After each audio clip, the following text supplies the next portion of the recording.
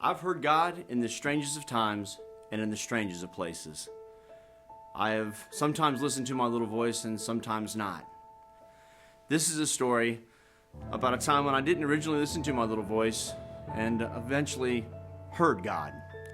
I've watched this family go to our school and go to our church for years, and I never really paid much attention to them. I saw Ryan in his chair and always just kind of assumed that that's how he always was, that was Ryan. God kept talking to me, kept telling me, I want you to tell Ryan's story. And of course, in life you get busy. You don't always act as quickly as you'd like. Well, over 2.5 years ago, I finally recorded Ryan's story. I recorded on some okay equipment, and they were kind enough to come in, and when I met Ryan, he blew me away. I saw a family that has been through more than I could ever imagine. I saw a young man who I learned about Duchenne muscular dystrophy and what that actually means, and I found out that Ryan was a normal little boy when he was 5 years old, and the struggles that this family has went through. The story you're about to see is Ryan and his family. Now, Ryan's family, are they perfect? No, they're not perfect.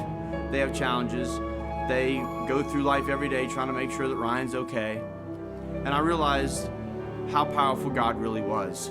I realized that I was watching God and Christ in this family, living it out every day. So this story is about Ryan, and it's about God and how God works and how God can change your life, because this testimony personally changed my life. My name is Ryan Anderson.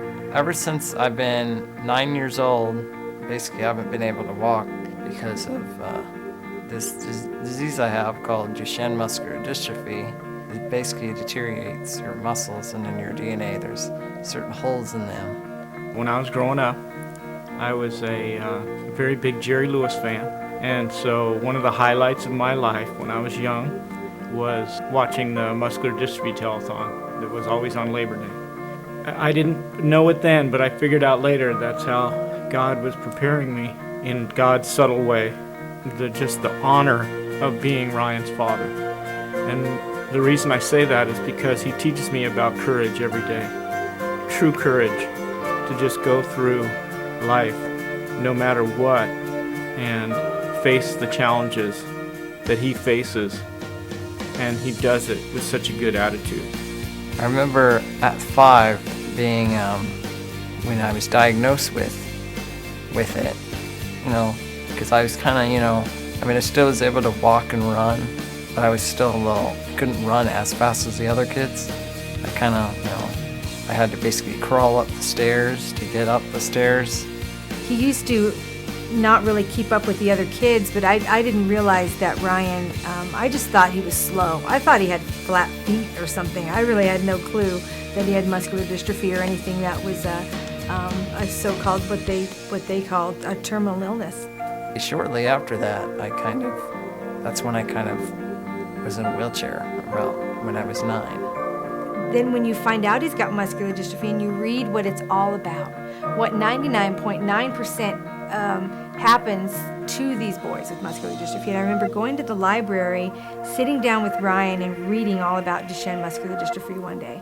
And it was just so sad. And I'm looking at the pictures and going, that can't be my son. That can't happen to him. He was so cute, and absolutely nothing was wrong with my kid at 5 years old. He looked fine, perfectly healthy boy, and so you just can't visualize it. There was times before when I was very, mad at God, like saying, why do I have this? And there have been times when I've gotten angry at God and said, God, why did this happen to him? Why did you pick him? How come you didn't pick me to be in the wheelchair? And I've kind of learned over the years, God has kind of given me, he's given me, a peace and a joy in my life. He wasn't the one who gave me this. I've kind of learned that, God loves me. I tell him as many times as I can, from that chair you have a powerful influence on people's lives, even more powerful than the highest pulpit.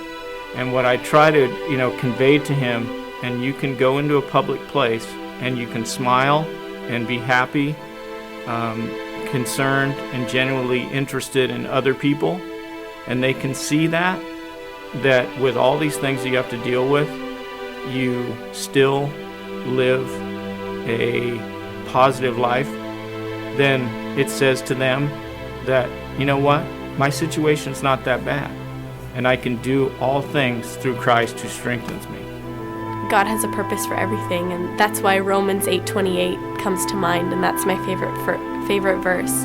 God causes all things to work together for the good of those who love him and are called according to his purpose.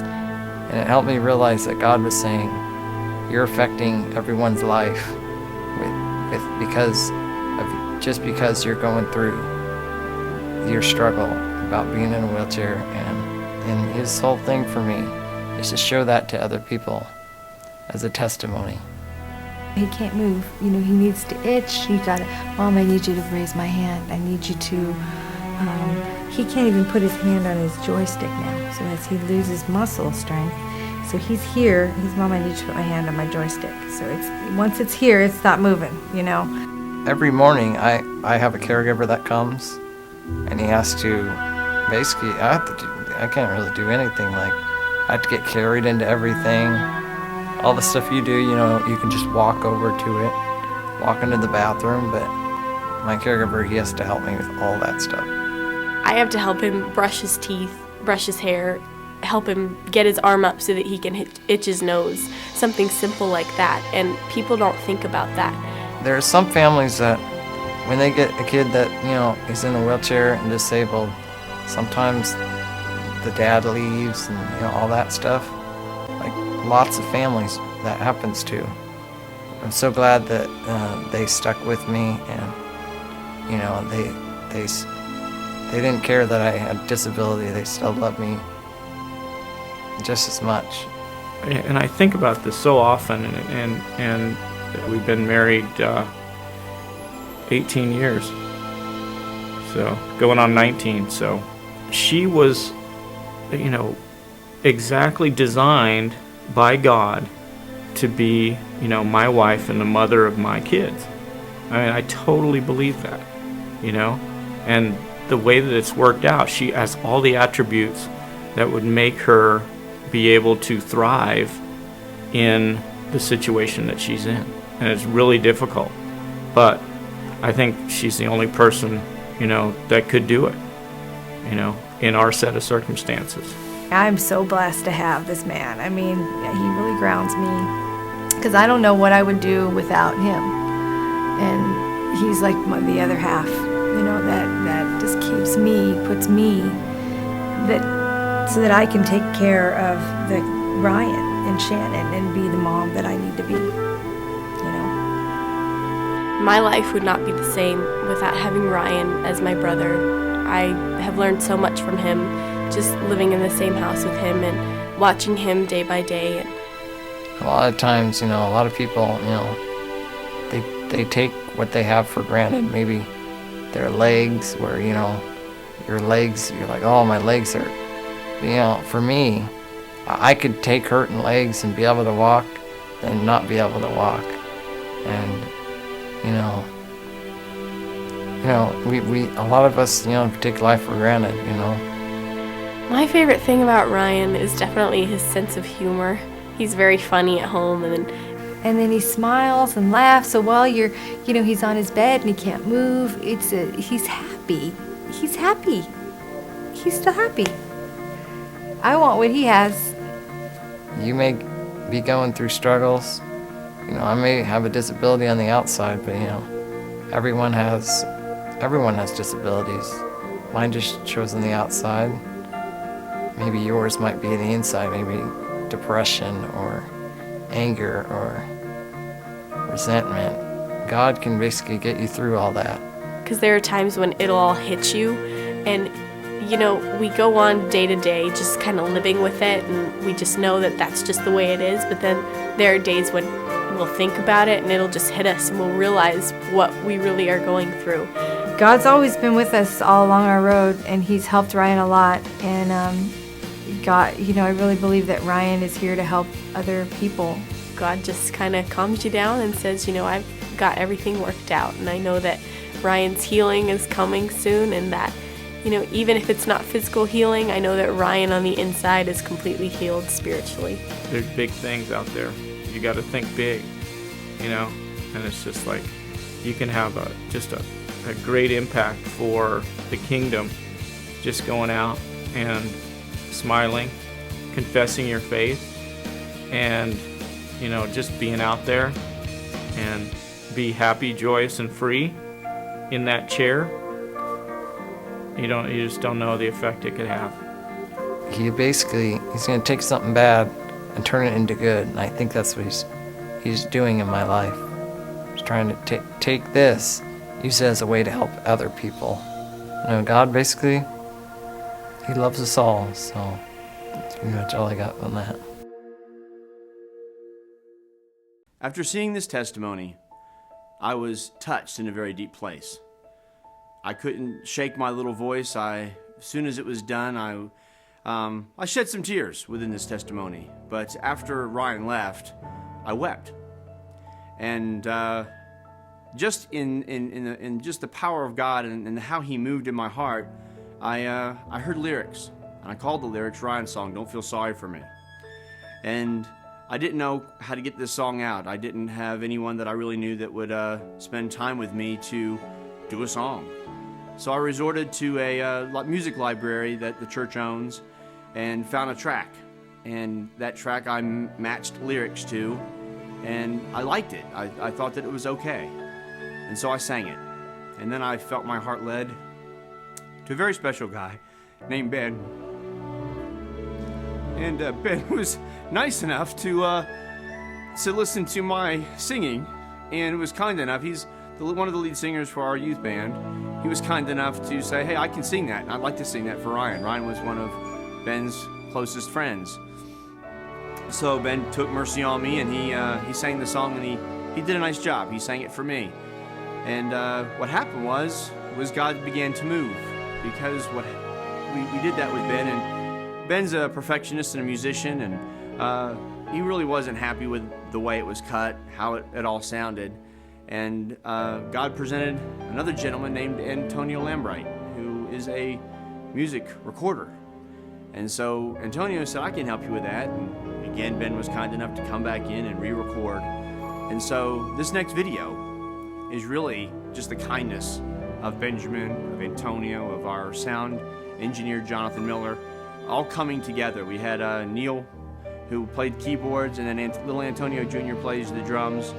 But it was a collaborative effort to allow God to be expressed through us, and to show our love for another individual, and to let you, Ryan, know how special you really are.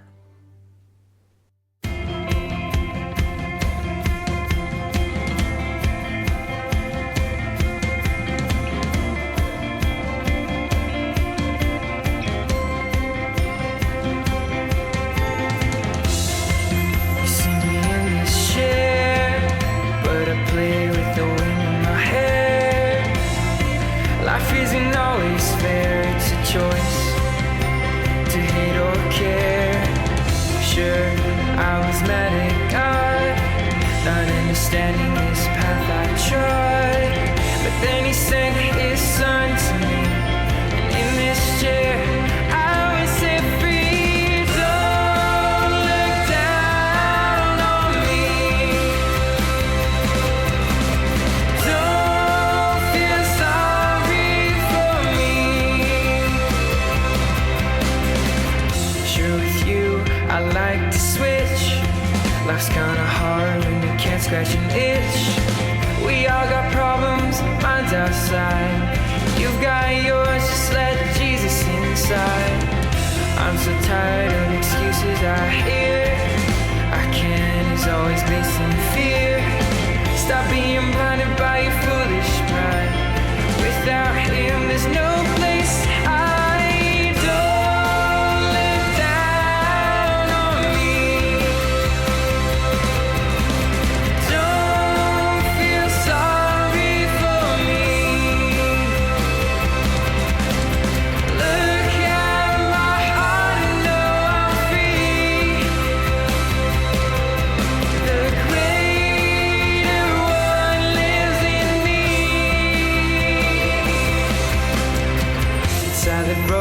grace you find the strength, and through His word you find the faith, and through surrender His light will shine, and then His glory becomes yours and mine.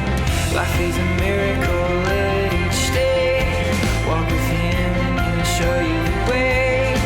Power is not in what you see, the power is in Him who lives in me. Don't look down on me, don't feel sorry for me.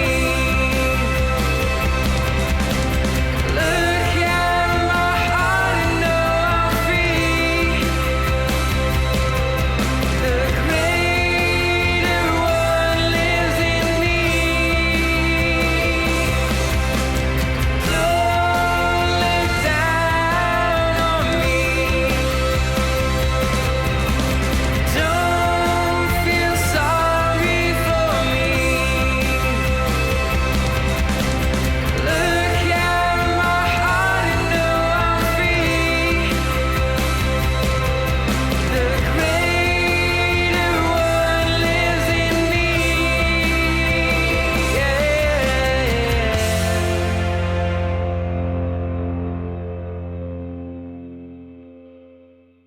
Little did any of us know that what would happen after Ben recorded that first song, Ryan's song, or Don't Feel Sorry for Me. Ben was actually in the timeline. Ben went ahead and recorded or began to write another song while he was doing the song that he did for me. Again, Ben was just being kind to me. He was just trying to help me out. And he and David Rice have known Ryan for a very long time, and so they wrote this song, My Soul is Dancing. Because even though Ryan is trapped in a chair, we all see him as someone who stands tall, and who stands probably much taller than any of us do through his challenges. And so you'll see some visual imagery in the video that shows children and shows activities, and some of that was just me and what I felt God was putting on my heart that Ryan sees often in his mind or in his dreams and sees himself doing, and we believe that someday he will be doing these things. But My Soul is Dancing is performed and written, and all the music was done by David and Ben. And they have actually begun to spur a musical movement within our church of original music, of people just wanting to express the love of God through their hearts and to reach people. So I hope you enjoy this next video.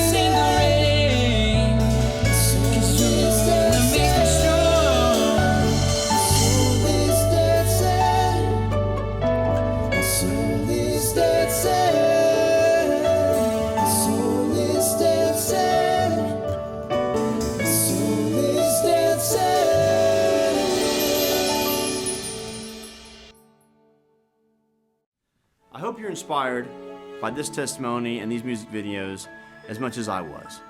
And a little backstory after all this went on. In the past 2.5 years while we were creating these songs and music videos, Ben, who you saw singing these songs, and the young blonde girl who was Ryan's sister are actually dating and I think are very much in love.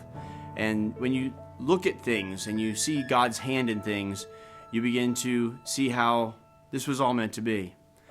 I hope, and I want to challenge you, because when you think of all the things that have transpired just around this one young man on a simple video to come talk to me, to tell his testimony, so many people were brought together because of one person, because of a little voice that spoke inside my heart.